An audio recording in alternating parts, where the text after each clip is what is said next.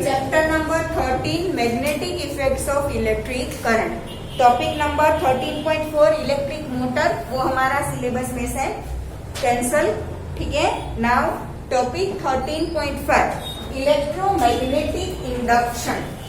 Induce करना मतलब produce करना, किसी भी चीज को इंड्यूस करना मतलब कि प्रोड्यूस करना। और टॉपिक का नाम है इलेक्ट्रोमैग्नेटिक इंडक्शन। दैट मीन्स कि मैग्नेट की हेल्प से इलेक्ट्रिसिटी प्रोड्यूस करना। इसका मतलब क्या होगा? इलेक्ट्रोमैग्नेटिक इंडक्शन मतलब कि मैग्नेट की हेल्प से इलेक्ट्रिसिटी प्रोड्यूस करना। ठीक है, दैट इज इलेक्ट्रोमैग्नेटिक इंडक्शन। ये जनरेटर वगैरह में यूज होता है। जब किसी कोई फंक्शन हो, ठीक है, तब कितने सारे लोग होते हैं, अचानक उसमें जनरेटर रखते हैं। आप देखना कहीं पे भी अगर फंक्शन हो तो वहां पे जनरेटर रेडी रखते हैं, क्योंकि अचानक अगर इलेक्ट्रिसिटी कट हो गई तो जनरेटर यूज करके इलेक्ट्रिसिटी लगाते हैं वो लोग, है ना। तो ये जनरेटर इसी रूल पे वर्क करता है। ठीक है, इलेक्ट्रोमैग्नेटिक इंडक्शन के थ्योरम पे क्या वर्क करता है? इलेक्ट्रिक जनरेटर वर्क करता है। अब तो हमारे सोसाइटीज में भी हो गया है ना, जनरेटर होते हैं। जब इलेक्ट्रिसिटी जाती है तो जनरेटर चालू करके पूरी सोसाइटी में इलेक्ट्रिसिटी प्रोवाइड की जाती है ना। ठीक है, तो वो जनरेटर भी इसी थ्योरी पे वर्क कर रही है, इलेक्ट्रोमैग्नेटिक इंडक्शन की थ्योरी पे। ठीक है, या तो मैग्नेट लगा के इलेक्ट्रिसिटी प्रोड्यूस की जाती है, या तो क्या किया जाता है कि कोई कंडक्टर रख के उसमें इलेक्ट्रिसिटी पास करो। अब आगे हमने देखा था कि कंडक्टर में इलेक्ट्रिसिटी जब पास होती है, इलेक्ट्रिक करंट जब पास होता है तो वो अपने आसपास थोड़ा मैग्नेटिक फील्ड प्रोड्यूस करता है। देखा था हमने, जब भी किसी भी कंडक्टर में जब इलेक्ट्रिक करंट पास होता है तब वो अपने आसपास थोड़ा मैग्नेटिक फील्ड प्रोड्यूस करता है। उस मैग्नेटिक फील्ड की वजह से दूसरे कोई कंडक्टर में इलेक्ट्रिक करंट प्रोड्यूस कर। दो कंडक्टर बाजू बाजू में आपने रखे हैं, दोनों एक दूसरे से अटैच नहीं है, दूर है। ठीक है, दो कंडक्टर बाजू बाजू में है। एक कंडक्टर में इलेक्ट्रिसिटी आप पास कर रहे हो, करंट पास कर रहे हो, दूसरे में नहीं कर रहे हो। ठीक है, तो आपको दिखेगा कि एक में जब इलेक्ट्रिसिटी पास हुई ना, तब दूसरे में थोड़ी देर के लिए, थोड़ी मोमेंट के लिए आपको करंट मिलेगा दूसरे कंडक्टर में। वो क्यों होता है? जब पहले कंडक्टर में इलेक्ट्रिक करंट पास होगा तब वो आसपास अपना मैग्नेटिक फील्ड बनाएगा।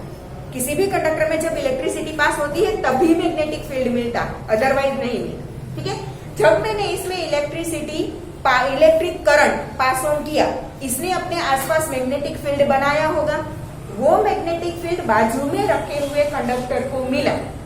और अभी अभी हमने थोड़ी देर पहले देखा कि जब मैग्नेट पास जाता है तब करंट क्या होता है, तब कंडक्टर क्या होता है? डिफ्लेक्ट होता है। ठीक है, तो वो मैग्नेटिक फील्ड की वजह से दूसरे कंडक्टर में जिसमें करंट पास ऑन नहीं किया था, उसमें थोड़ी देर के लिए आपको क्या मिला? करंट मिला। ठीक है, थोड़ी देर के लिए ही क्यों मिलता है? क्योंकि आपने इसमें जो करंट पास किया था वो आप कंटिन्यू कर रहे हो, मतलब कि अब आप करंट में चेंज नहीं कर रहे हो। मानो कि करंट आपने 6 एम्पियर पास किया तो वो 6 एम्पियर आप कांस्टेंट रख रहे हो ना, वो 6 एम्पियर आप क्या कर रहे हो? कांस्टेंट रख रहे हो। जब करंट कांस्टेंट होगा तब उसके आसपास का जो मैग्नेटिक फील्ड होगा वो भी कांस्टेंट हो जाएगा। होगा, हर बार मैग्नेटिक फील्ड आपको ईच एंड एवरी सेकंड के लिए मिलेगा। ठीक है, बट वो कांस्टेंट होगा, उसकी वैल्यू में कोई चेंज नहीं होगा। तो जब चेंज हुआ, पहले मैग्नेटिक फील्ड बिल्कुल नहीं था, आपने जैसे ही करंट पास किया मैग्नेटिक फील्ड प्रोड्यूस हुआ।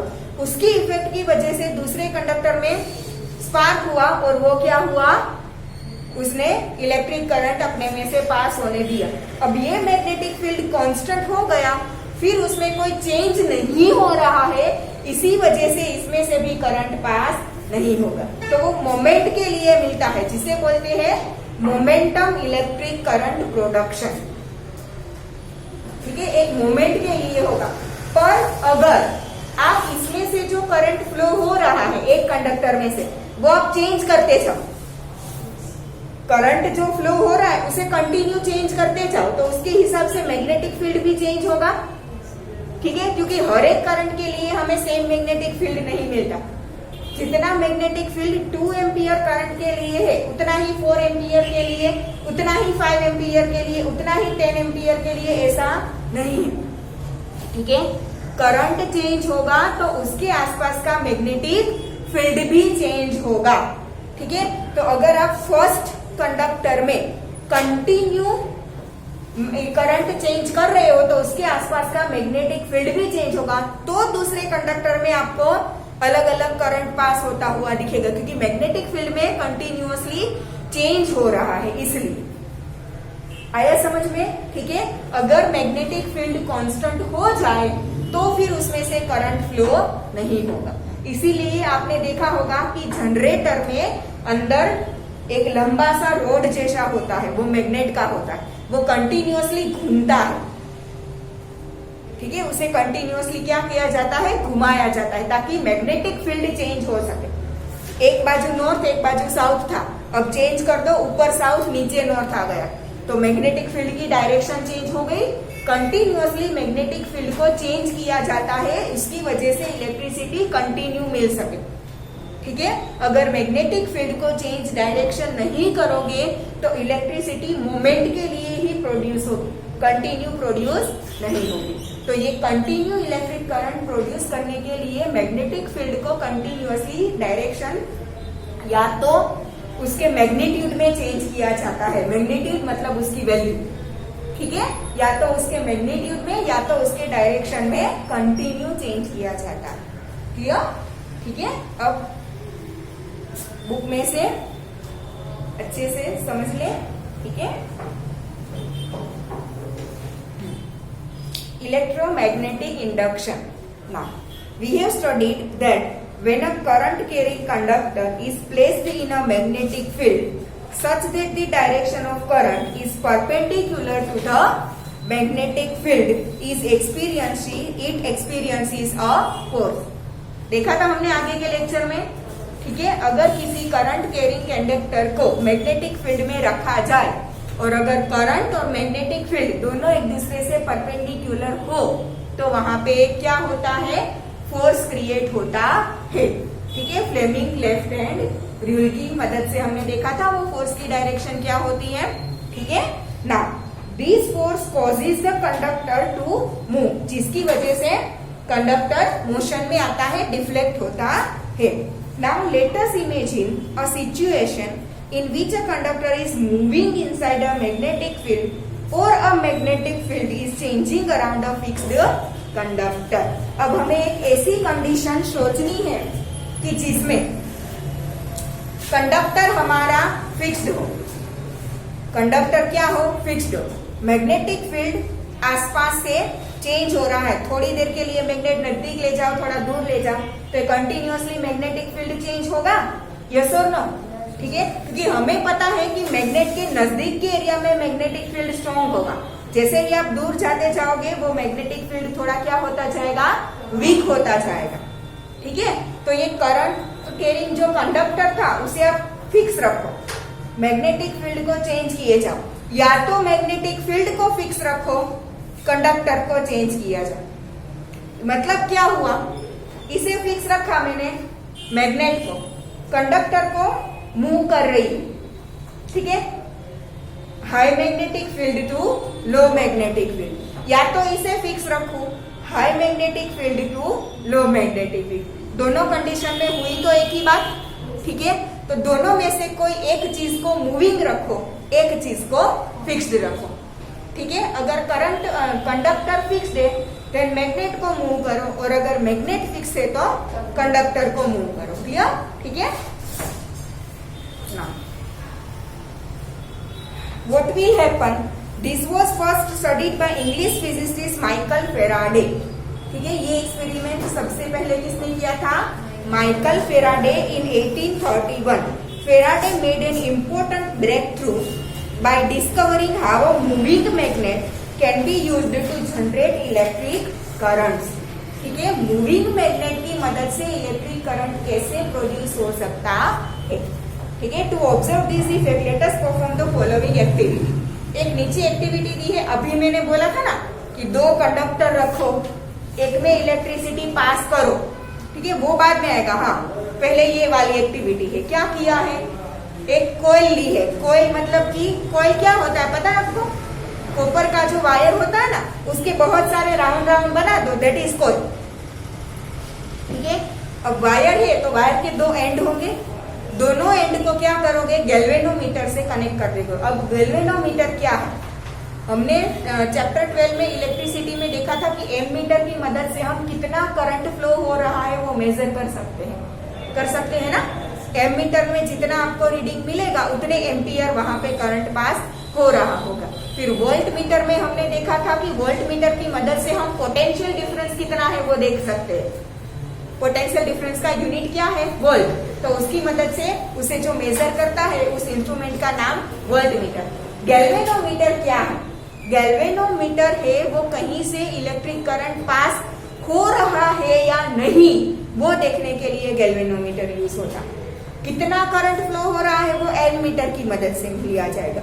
गैल्वेनोमीटर की मदद से कितना है वो आपको नहीं देखना है, सिर्फ ये देखना है कि करंट फ्लो हो रहा है या नहीं, तो क्या यूज करोगे, गैल्वेनोमीटर।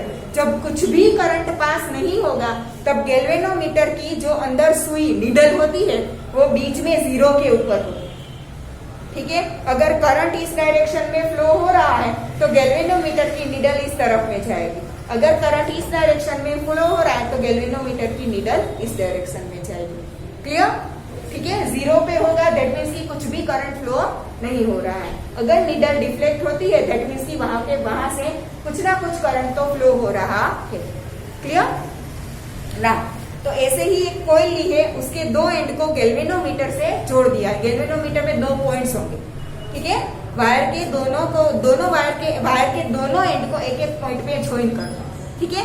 अब आपको इलेक्ट्रिसिटी पास नहीं करनी है, स्विच ऑन नहीं करनी है, ठीक है। आपको सिर्फ क्या करना है, ये कॉइल है, मानो कि मेरी उंगलियां है वो कॉइल है, ठीक है। ये बार मैग्नेट है, बार मैग्नेट को ये नॉर्थ पोल है, ये साउथ पोल है, ठीक है।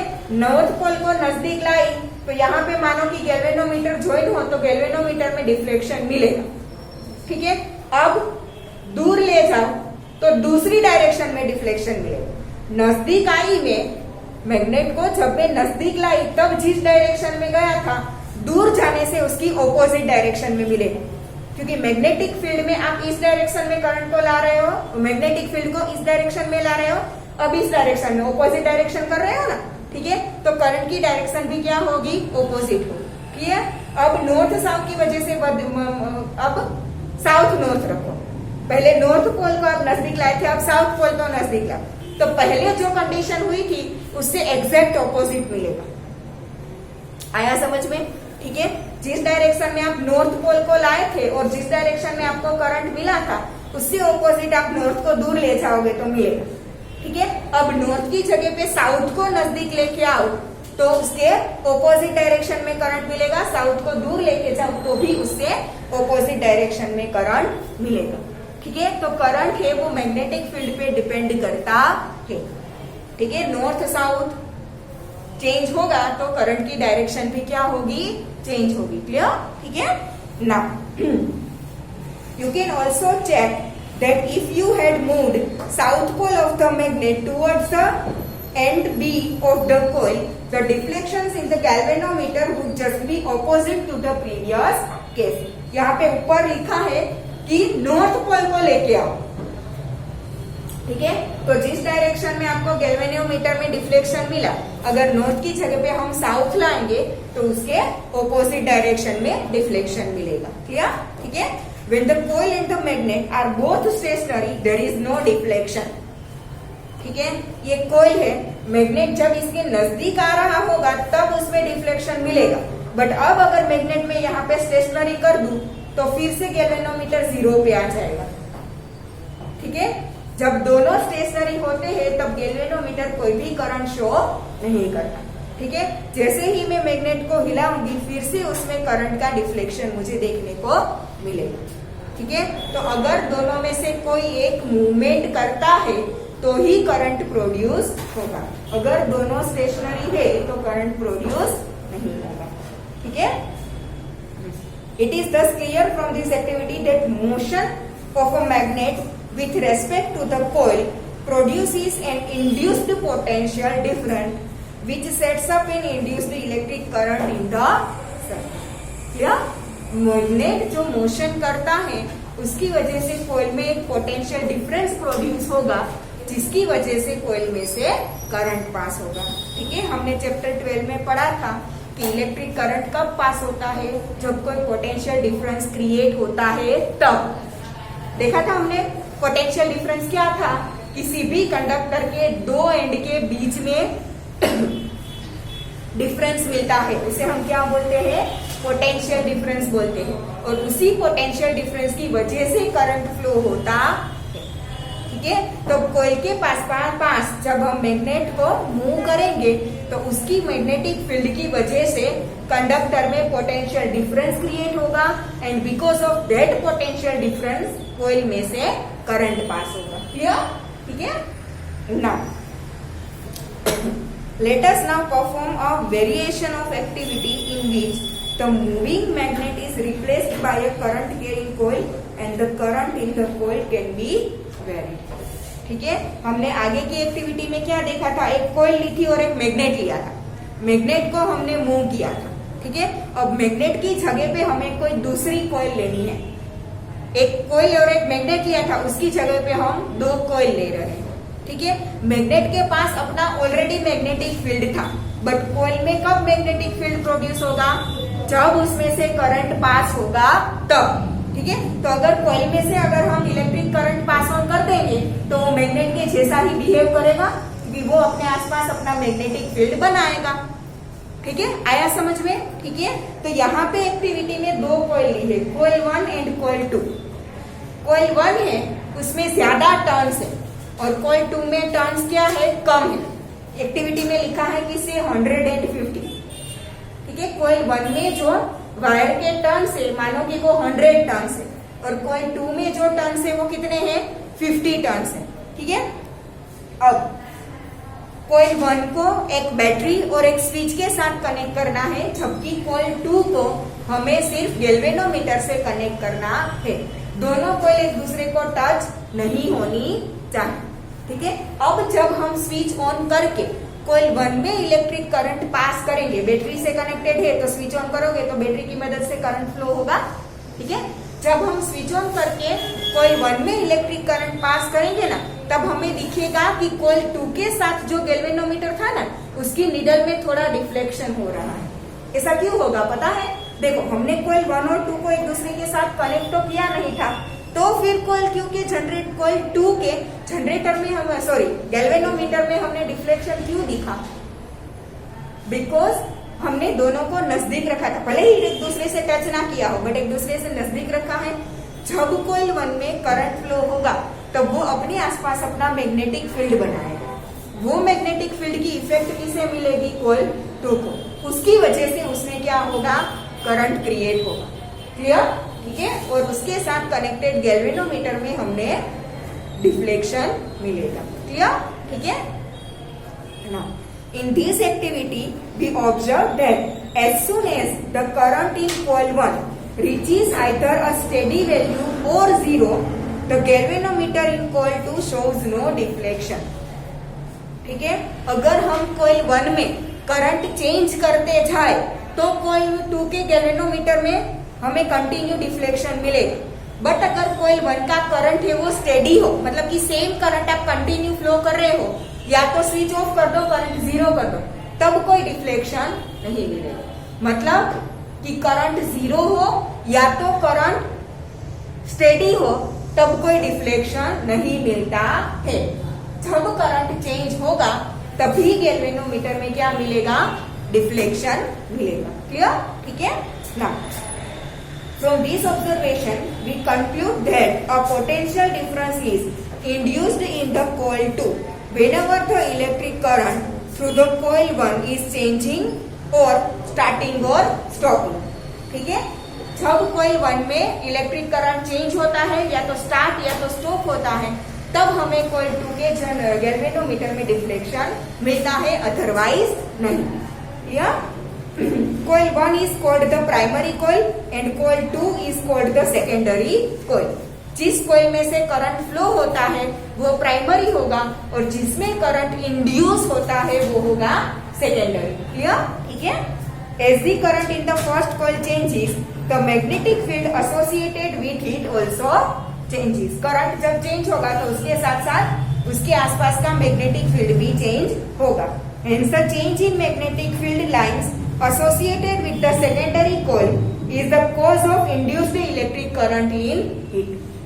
क्लियर? जब कॉइल 1 के आसपास का मैग्नेटिक फील्ड चेंज होगा तो उसकी इफेक्ट किसे मिलेगी? कॉइल 2 को, और उसकी वजह से कॉइल 2 में करंट इंड्यूस होता है। Clear? This process by which a changing magnetic field in a conductor induces a current in another conductor is called electromagnetic induction. ठीक है? एक कंडक्टर के मैग्नेटिक फील्ड में चेंज करने की वजह से दूसरे कंडक्टर में जो इलेक्ट्रिक करंट इंड्यूस हुआ इसे क्या बोलते हैं? Electromagnetic induction. ठीक है? इलेक्ट्रिसिटी की मदद से मैग्नेटिक फील्ड प्रोड्यूस किया, उस फील्ड की वजह से दूसरे कंडक्टर में इलेक्ट्रिक करंट प्रोड्यूस किया, इसीलिए इलेक्ट्रोमैग्नेटिक इंडक्शन। क्लियर? ठीक है ना?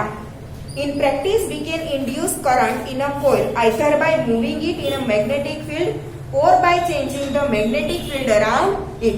मैग्नेटिक फील्ड को कांस्टेंट रखो, कॉइल को मूव करो, या तो कॉइल को मूव करो, मैग्नेटिक फील्ड को चेंज करते जाओ। दोनों तरीके से हम करंट इंड्यूस कर सकते हैं। Clear? It is convenient in most situation to move the coil in a magnetic field. ठीक है? जनरली क्या किया जाता है? मैग्नेटिक फील्ड को कांस्टेंट रखा जाता है और कॉइल को उसमें मूव किया जाता है। ठीक है? दोनों में से किसी एक चीज में चेंज करोगे तो करंट प्रोड्यूस होगा।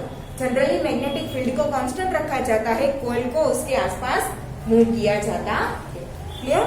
The induced current is found to be the highest when the direction of motion of the coil is at right angles to the magnetic field. ठीक है? जब मैग्नेटिक फील्ड की जो भी डायरेक्शन हो, अगर हम कंडक्टर की मोशन उसके राइट एंगल में करवाए तब हाईएस्ट करंट प्रोड्यूस होता है। मानो कि ये मैग्नेटिक फील्ड इस डायरेक्शन में है, ठीक है? तो कंडक्टर को हम ऐसे राइट एंगल मतलब कि परपेंडिकुलर मूव करवाए तब हाईएस्ट करंट फ्लो होगा। और मानो कि मैग्नेटिक फील्ड इस डायरेक्शन में है तो कंडक्टर को परपेंडिकुलर मूव करवाओ राइट एंगल तब हाईएस्ट करंट प्रोड्यूस होगा। क्लियर? ठीक है ना? In this situation, we can use a simple rule to know the direction of the induced current. Stretch the thumb, forefinger and middle finger of right hand so that they are perpendicular to each other. ठीक है? आगे हमें क्या करना था? Force की direction find करनी थी। हमारे पास करंट की और मैग्नेटिक फील्ड की डायरेक्शन थी। हमें फोर्स की डायरेक्शन फाइंड करनी हो तो क्या करेंगे? Left hand thumb rule. इस बार हमारे पास क्या है? मोशन की डायरेक्शन है और मैग्नेटिक फील्ड की डायरेक्शन है, और अगर करंट की डायरेक्शन फाइंड करनी हो तो क्या आएगा? Right hand thumb rule. आया समझ में? करंट की डायरेक्शन और मैग्नेटिक फील्ड की डायरेक्शन हो और फोर्स मतलब कि मोशन की डायरेक्शन फाइंड करनी हो तो लेफ्ट हैंड थंब रूल, और मोशन की डायरेक्शन मैग्नेटिक फील्ड की डायरेक्शन हो और करंट की डायरेक्शन फाइंड करनी हो तो क्या आएगा? Right hand thumb rule. Clear? ठीक है? According to right hand thumb rule इसमें भी हमें 3 उंगलियां जैसे हमने लेफ्ट हैंड में ली थी वैसे ही ये 3 फिंगर लेनी है, थंब और फर्स्ट एंड सेकेंड फिंगर। ठीक है? उसमें हमने क्या किया था? लेफ्ट हैंड थंब रूल में करंट क्या था? Second finger. ठीक है? फील्ड मैग्नेटिक फील्ड क्या था? फर्स्ट फिंगर, और फोर्स कौन सा था? थंब। डायरेक्शन ठीक है? इस बार भी सेम होगा। ठीक है? First finger is magnetic field, second finger is current and this is the direction of motion. ठीक है? अगर मैग्नेटिक फील्ड हमारा इस डायरेक्शन में है, ठीक है, और अगर हमारा जो कंडक्टर था उसे हम इस डायरेक्शन में मूव करवा रहे हैं तो उसमें करंट इस डायरेक्शन में फ्लो होगा। ठीक है? जिस तरफ आपकी उंगली निकल रही है उस डायरेक्शन में करंट फ्लो होगा। मैग्नेटिक फील्ड इस डायरेक्शन में है, ठीक है, और मैं कंडक्टर को इस डायरेक्शन में मूव करवा रही हूँ तो उसमें करंट इस डायरेक्शन में फ्लो होगा। क्लियर? ठीक है, दोनों में से second finger is current, first finger is magnetic field and thumb is force, दोनों में होगा से। बट जब आपको फोर्स की डायरेक्शन फाइंड करनी हो तो लेफ्ट हैंड थंब रूल, आपको करंट की डायरेक्शन फाइंड करनी हो तो right hand thumb rule. Clear? ऐसा दोनों में बस इतना ही चेंज है, बाकी सेम। क्लियर? ये हो गया Fleming's right hand thumb rule. ठीक है, इतना था। अब पीछे है electric generator and domestic electric circuit, जो हमारे सिलेबस में नहीं है। ठीक है,